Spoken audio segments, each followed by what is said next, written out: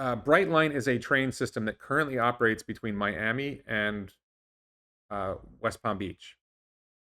I think it's like 30, 35 bucks for a ride from Miami to West Palm Beach. It's going to be expanded to Orlando.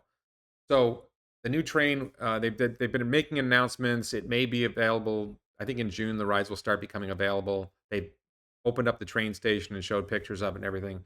So the train from Orlando Airport will start soon. It'll be $79 base price, and there's a luxury version for $150, and it's a 3-hour ride.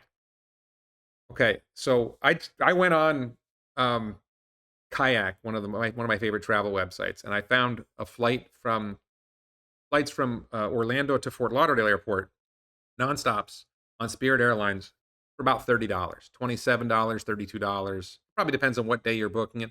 Probably if you go to the train same day, you can probably still get the $79 fare. If you go to the airport, you're probably not getting the $30 fare on the same day.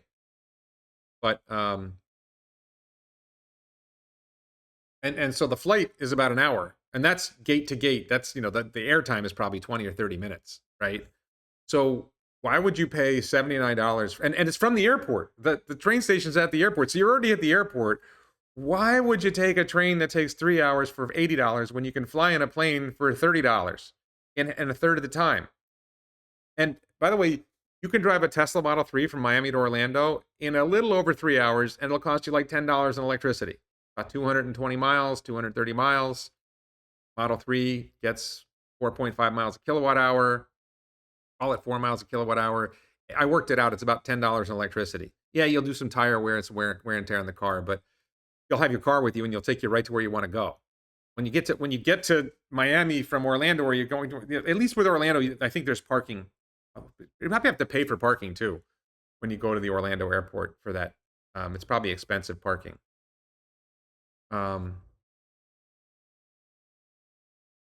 EYGKLB about the subway thing, about the Jordan Neely thing. My only comment on the subway thing is that events are probably not as in the news stories. This is from my volunteer fire department EMT experience. Exactly. The media reports what it wants to report to exaggerate the story.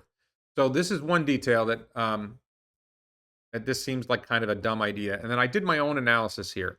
I went and looked at some numbers. I've got some numbers on Brightline. I downloaded they have a monthly report on ridership and quarterly reports on revenue or whatever. So my best guess is that about $5 billion has been invested in Brightline so far. Some of that was government money. I'm not sure how much.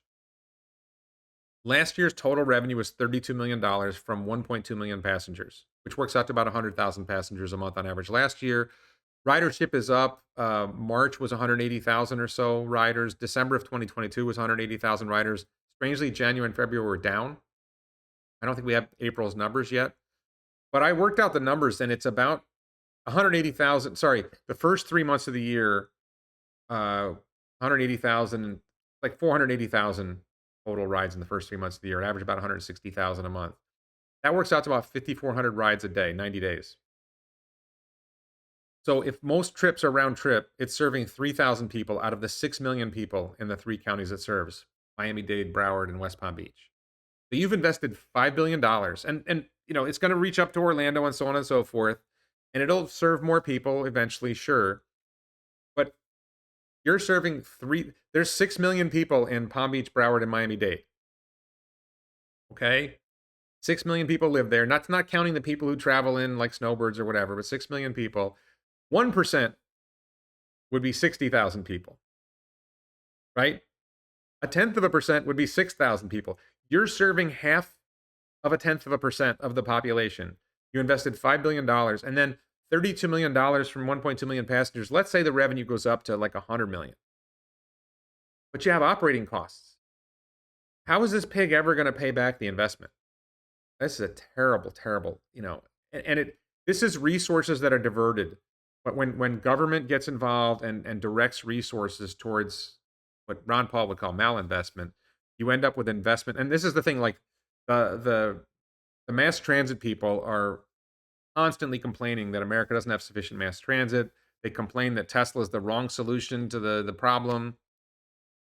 This is not a good solution to the problem. Here's the reality. Americans don't particularly want to ride in trains when we can fly in planes or we can drive in our cars. If our car is comparable, we're going to take our car. If our car is cheaper and roughly the same time, we're going to take our car. Some people will ride a train, but apparently not very many. right?